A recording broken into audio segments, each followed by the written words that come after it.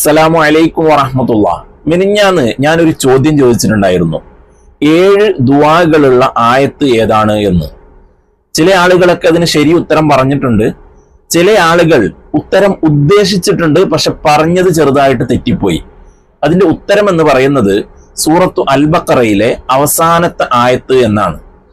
ചില ആളുകൾ ആമന റസൂലു എന്ന് പറഞ്ഞിട്ടുണ്ട്, അവരുദ്ദേശിച്ചത് ഈ അവസാനത്തെ ആയത്ത് തന്നെയാണ്. അവരങ്ങനെ പറയാൻ കാരണം, നമ്മൾ സാധാരണ ഹദ്ദാദ് റാത്തീബിലൊക്കെ ആമന റസൂല് കൊണ്ട് തുടങ്ങിയിട്ട് ആ അൽ ബഖറ സൂറത്തിലെ അവസാനമാണ് കൊണ്ടുവന്ന് നിർത്തുന്നത്.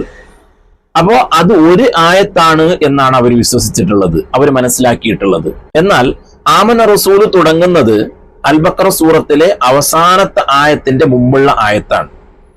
അവസാനത്തെ ആയത്ത് തുടങ്ങുന്നത് ലാ യുകല്ലിഫുല്ലാഹു നഫ്സൻ ഇല്ലാ വുസ്അഹാ ലഹാ മാ കസബത് വഅലൈഹാ മക്തസബത്, അതാണ് അവസാനത്തെ ആയത്ത്.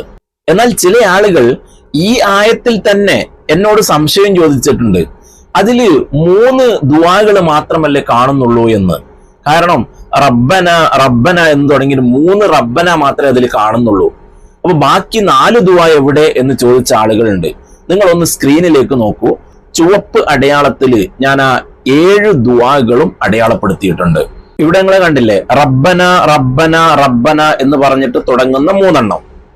എന്നിട്ട് അഫ്വന്ന വഗ്ഫിർ ലനാ വർഹംന ഫൻസുർന, ഇതൊക്കെ അള്ളാഹുവിനോടുള്ള ദുആയാണ്. അങ്ങനെ 7 ദുആകൾ ഈ ഒരു ആയത്തിൽ അടങ്ങിയിട്ടുണ്ട്.